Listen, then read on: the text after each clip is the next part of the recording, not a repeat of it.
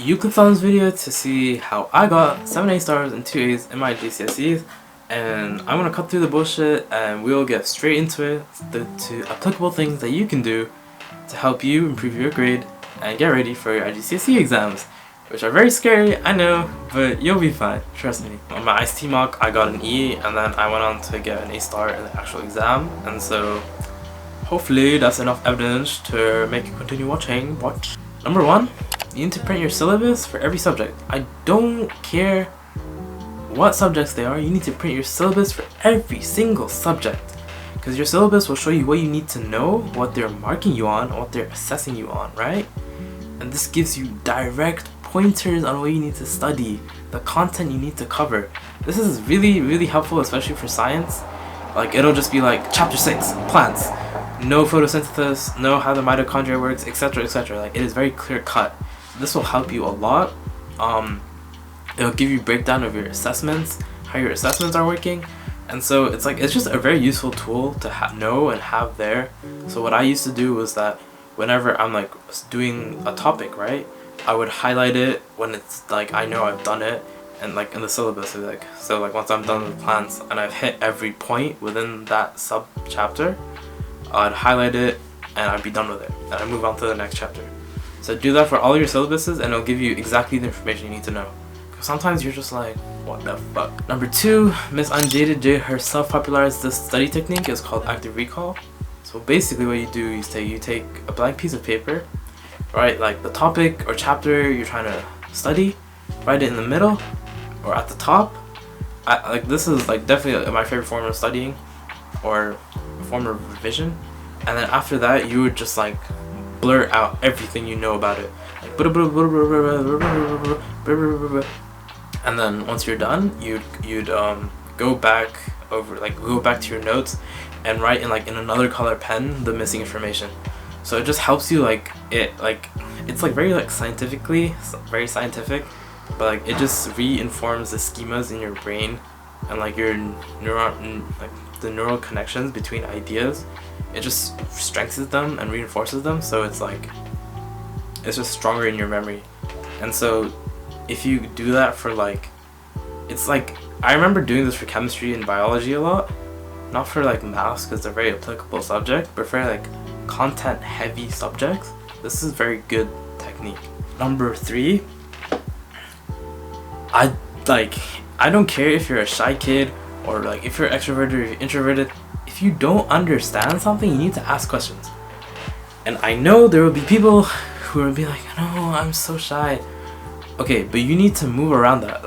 When you get to A level, there's just you can't be shy. You need to ask questions. But with IGCSE, okay, it's fine. But I do encourage you to ask your teacher questions when you don't understand. Or go to them during break time or after school, or talk to someone about it, right? You do not leave your lesson until you understand. Just go by that rule and you will have such a good time. Trust me. Wallah, this is one of my biggest regrets, is not asking enough questions, because I was so shy and scared of teachers. Just ask questions. They're you will ask a question and someone else will be like, thank you for asking, because they had the same question. So keep asking those questions, man. Number 4, start revising early. And so what I did was I kind of finished most of my revision in February of year 11, and all I had to do was just pass papers. I had the content all down, so it was a lot easier for me in April, May to just do past papers, and it helped me a lot with practical application and applying my knowledge, right? So start early. This isn't necessary, but I do recommend it if you want to get better your chances in securing A stars and A's, is to start early, right? Number 5, past papers. These are the strongest methods of revision. I kid you not. You need to use these very wisely. Do not do past papers and not mark them. You need to do past papers, mark them, find out what grade you got, write down all of your mistakes or questions you got wrong on flashcards. So you have the question on one side and the answer at the back. Don't write it down on a paper, because then you can't test yourself on those questions again. what really helped me was just like going through those flashcards and testing myself, doing the question again after like a week or so. So like I know the technique and what they're trying to ask for, and it helps you apply to similar questions. If you don't understand how to get an answer to a question, ask your teacher. They will help you, but just don't skip the question entirely and just be like, oh, you know, it'll not come in the test, because it will come in the test. All the topics you think that are not coming, they will be there. Trust me. So do not leave anything to like chance, you know? So like what I did, I was like a complete sweat, bro. Like my biology, like let's say for biology, right? I had 3 components. So we had paper 1, paper 2, and paper 3. And I would be doing like 4 or 5. My last advice for you IGCSE kids is like try your best. You know, don't leave everything to the last minute. Otherwise it gets really chaotic and it gets very hard for you. Try like when you have a chapter test or a unit test, like properly revise for it. Like do like really put in effort into doing questions, exam style questions, like knowing and engaging with the content, like asking questions in class. Like it's all these small things that will build up and build your knowledge that will come through. Like once you have the knowledge, all you need to know is the exam technique, and to get that down is very easy. Like you can get that through practice, but you can't get your knowledge down through practice, you know? Like the more exams, the more past papers you do, like you'll know more knowledge about subject. Not how it works. It's not how it works. You need to like be in the knowledge in your brain first and then do the past papers, right? So like really put in effort, and you know, like like what I did was like I have like a separate book for each subject, right? So I would have an economics book, a chemistry book, blah blah. And so for each chapter I would make my own notes separate from my job, like my class books. I would make like a very nice set of notes which I can refer back to. And then I would always do like active recall for the chapters. I would make flashcards. And so the way I want you to use flashcards is that to have a question on one side and the answer on the back. What I used to do, I would always just like draw, like I would make like summary sheets on my flashcards, which is like not effective. Don't do that. Like that's not good. But yeah, just have like questions. So like what I used to do was like, what is, like for example, what is like the equation for photosynthesis, and at the back would be the answer and the chemical equation, yada yada yada. You get what I mean? And for like, you can do like more complex questions. So like what does the body use fat for, or you know, like how is protein synthesized in ribosomes?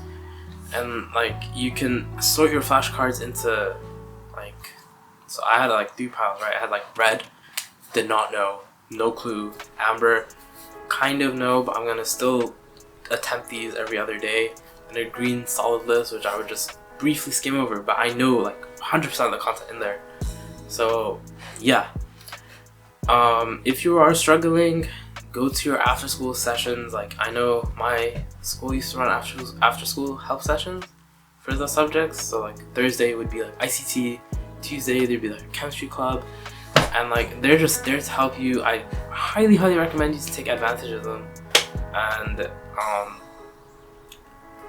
like maybe get a tutor. I don't know. So I got a chemistry tutor. Helped me a lot actually. Cause my chemistry teacher was garbage. Very garbage, and I just like was like But I would also want to highlight that for me, I guess I always believed I was shit at chemistry, but like it was one of my best subjects somehow, even in A level. Just you need to have the belief, just be confident in yourself, in your knowledge, like believe in yourself, right? Don't think, like I know like teachers have like rammed on about that, like growth mindset and this, and you need to stop thinking that you can't, like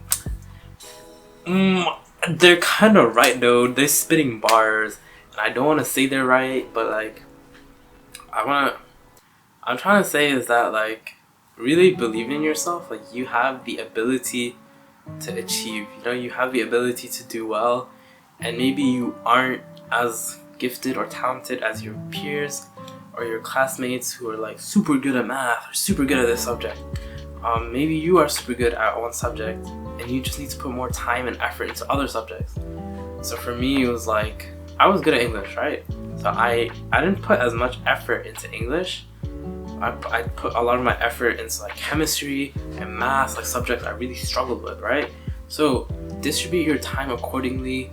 Like, things to avoid is like, don't study for the hours. Be like, I'm gonna study for 4 hours today, but you don't know what you're doing in that time. You need to plan out your studying, right? So like, to be very specific, be like, today I'm gonna be doing biology chapter 6 and 7. And after that, I will be doing maths differentiation, you know? Be very specific and very mindful of the topics you are doing. Don't just study for the hours, because it will burn you out. Like, I really want you guys to like develop very like healthy studying habits. Like, don't study for 6 hours straight. It is so unhealthy for you. I've been there and I've done it, and I don't recommend it. And I know you'll end up doing it, so I hope you do it and you do learn from it, because you only learn from experience. And so no matter how much I urge you not to do it, it'll somehow happen, and that's okay. That's completely okay. But yeah, just study in intervals. So I used to do, it was like, I would study for like an hour or an hour and a half, and I'd take like a half an hour break, or I'd take like a 15-minute break, you know? Like, just to give myself time to breathe, time to like relax, you know, like take my mind away from it, you know? So block your time like that, you know? Block up your time. Give your time, make sure you eat and drink, man. Like, I know, like, I've gone on about like all this technical shit, but like, you need to eat, drink, and sleep. And if you're not doing the basics, you're not gonna do well. I'm sorry, but it's true. Like, if you're not getting enough sleep, you're not gonna be focusing in school, you're not gonna be retaining information the same, you're just not gonna be thinking as well. So then it's not giving, you know? And if you're not giving your body the right nutrients, it's a bit dead. So I hope this helped. If you have any questions, leave them in the comments down below, and I'll try my best to answer them as fast as I can. Feel free to message me on Instagram if you have any further inquiries. I'm happy to share any of like my English courseworks and whatever. But yeah, I wish you the best of luck with the IGCSEs. I know they're very scary. They were very, very scary, but it's a lot of fun with the after parties. But yeah, thank you so much for watching, and I'll see you in the next video.